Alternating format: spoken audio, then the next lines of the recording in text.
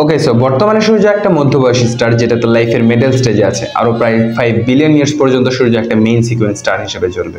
সূর্য থেকে প্রায় 400 million kilometre ধরে 150 কিলোমিটার চ্যাপ্টার একটা অ্যাস্ট্রয়েড বেল্ট আছে। সেই অ্যাস্ট্রয়েড বেল্টটা থেকে শুরু করে ভিতরের অংশটুকুকে বলা হয় ইনার সোলার সিস্টেম, যেখানে মোট 4টি গ্রহ সূর্যকে কেন্দ্র করে অরবিট করতেছে: মার্কিউরি, ভেনাস, আর্থ, মার্স। এগুলো সবগুলোই রকি প্ল্যানেট বা পাথুরে গ্রহ, যেগুলোর সলিড সারফেস আছে, যেগুলোর উপরে গেলে মানুষ দাঁড়াতে পারবে। এবং অ্যাস্ট্রয়েড বেল্টের বাইরের অংশটুকুকে বলা হয় আউটার সোলার সিস্টেম, যেখানেও মোট 4টি গ্রহই অরবিট করতেছে: জুপিটার, স্যাটার্ন, ইউরেনাস এবং নেপচুন। কিন্তু সেগুলো গ্যাস জায়ান্ট, সেগুলোর কোনো সলিড সারফেস নেই।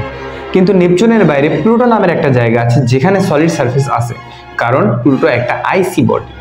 1930 সালে যখন প্রথম প্লুটোকে ডিসকভার করা হয়, তখন ইনিশিয়ালি তাকে প্ল্যানেটের সম্মানই দেওয়া হয়েছিল, কারণ সেও অন্য গ্রহের মতো সূর্যকে অরবিট করে। কিন্তু তাহলে কেন প্লুটোকে ডর্ফ প্ল্যানেট বলা হয়?